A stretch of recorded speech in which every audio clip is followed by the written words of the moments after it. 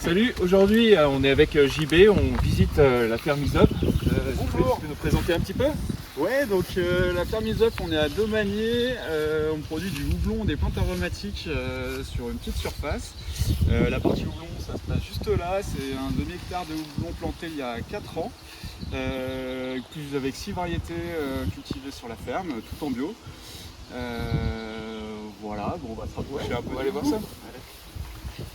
On voit un peu mieux la belle liane qui grimpe là. Là on est sur la variété cascade qui est arrivée en haut quasiment. On a les petites fleurs qui commencent à se former. Je sais pas si on peut les voir de plus près. C'est le début, tout début de la floraison.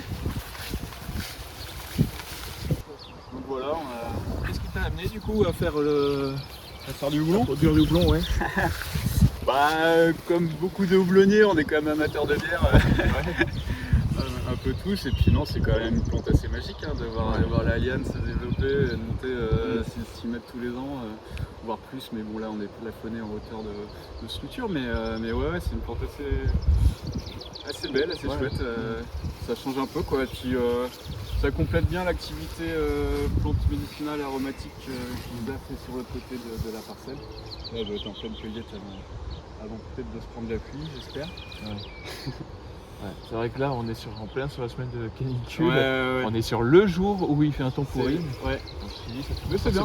Non, c'est le jour où c'est beau. Ça consomme pas mal de flotte le houblon en plus. Ouais, surtout sur la phase de croissance, ça demande un peu d'eau.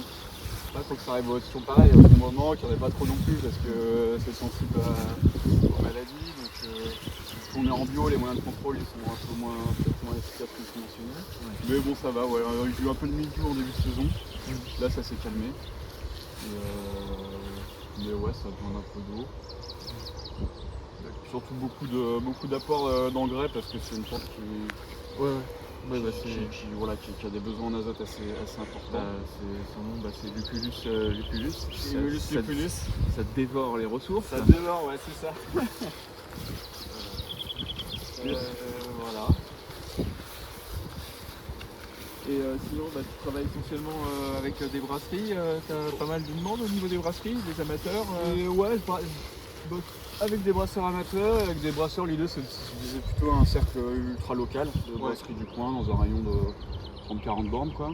D'accord. Et puis ouais, j'ai pas non plus des gros volumes donc je peux pas aller cibler les brasseries qui font des grosses quantités, même si on est regroupé avec l'association des houblonniers de l'Ouest, donc on peut proposer une offre assez variée de variétés et puis compléter les besoins si jamais. Voilà, moi j'ai une demande de 50 kg de cascade et j'en ai pas, je peux aller facilement appeler un copain pour compléter la commande. C'est la zone de culture de plantes aromatiques et médicinales qu'Isabelle, ma conjointe, gère. Donc on a 2 jardins principaux de 800 mètres carrés chacun à peu près, avec un petit peu de plantes qui poussent sous serre. Donc là il y a une cinquantaine de plantes assez diverses et variées qui sont principalement transformées en tisanes et aromates et sirop cette année. Donc voilà. C'est joli à cette saison, c'est fleuri, c'est sympa. Bien, au labo, sécher directement les plantes juste après la cueillette. Vous pouvez aller voir vite fait.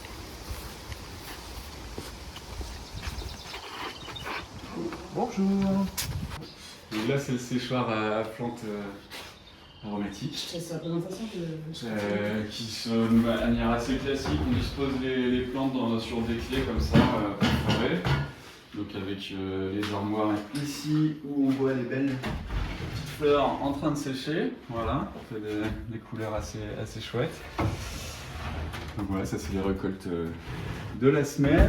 Donc il y a 3 colonnes comme ça où il y a le système de clés et le principe c'est techniquement assez simple. On a un gros ventilateur qui souffle, qui sèche les plantes comme ça et un déshumidificateur qui enlève l'humidité dans l'air ambiante. Donc le tout en cycle fermé, 100% électrique. Et puis voilà, c'est plutôt efficace pour nos besoins. Et la particularité ici sur le houblon, c'est que je sèche mon houblon là-dedans, chose qui n'est pas très courante, mais vu mes volumes, ça rentre à peu près. Il faut juste bien bien échelonner la récolte parce que je peux pas tout mettre à sécher d'un coup, mais bien sûr. voilà, quand les conditions sont... Ce qui est bien, c'est que ça permet d'avoir une maîtrise du coup de l'hygrométrie de la température Ouais. pour Carrément. toucher aux composés de. Bah ouais, puis du coup, en ligne d'intérêt, ce qui change par rapport à d'autres process, c'est qu'on sèche à relativement basse température. Donc on garde aussi plus les huiles essentielles de la plante. Pour garder l'arôme de la plante, quoi. Ce qui est bien, c'est que du coup, comme vous avez déjà la maîtrise du séchage avec les plantes aromatiques, du coup, vous n'êtes pas en terrain inconnu. Oui, c'est ça. Flinguer la récolte en Ouais. plus. Parce que le houblon, si tu te plantes à la récolte, tu gâches une année, quoi. Effectivement, c'est le moment un peu clé. Tu gâches même du coup les 3 ans de travail. Et tu gâches quasiment les 3 ans, effectivement, derrière. Voilà. Le beau petit labo. Et puis, si tu veux, on peut aller voir la trieuse à houblon. On va sortir par là. L'idée, c'est que pendant la récolte, on arrive ici, on accroche les lianes au bras là, protégé avec le sac plastique. Ça rentre dans un système de batteur avec ventilation, des tapis roulants qui montent, qui font le tri des cônes, et du coup, ça sort ici en sortie de tapis. C'est pas tout jeune comme machine. C'est pas tout jeune, c'est une machine qui a plus de 50 ans. Waouh! C'est bien du Nord, j'imagine. Non, on la récupère en Normandie celle-là, donc c'est bien, il n'y avait pas eu des transports trop compliqués. C'est impressionnant comme Ça bestiole. fait, ouais. Ce qui est marrant, c'est que de l'autre côté on voit pas avec la bâche, mais on a tout le système de courroie d'engrenage. C'est assez marrant. Au moins tout est visible, t'as la mécanique qui est accessible assez facilement. Et c'est rigolo. C'est comme ici les vieilles batteuses, quoi. Tu imagines derrière Ouais, non, mais il y a ceux qui ont inventé ça. les mecs qui ont conçu ça, quoi. Ouais, non, c'est balèze, hein. Ah la vache. Ouais. C'est impressionnant. Ouais. Voilà, donc trier ici, sécher là-bas, et ça revient ici en chambre froide. Donc voilà, le pelet, attends, tu vois peut-être pas bien. Donc ça c'est le pelet transformé, le houblon, voilà. Ça sent bon. ça sent bon. Ça Hein. sent tellement bon. Voilà ce qui va finir dans les brassins. Je peux te fermer. Ouais.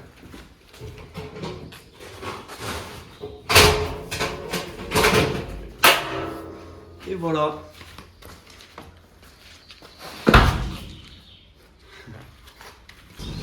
JB, merci beaucoup. De rien. Et puis là, tu me disais, tu as des portes ouvertes.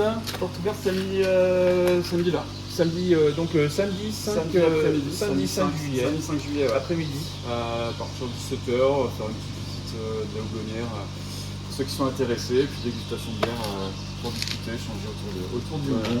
Et puis on met les coordonnées en description. Ouais. Merci. Salut.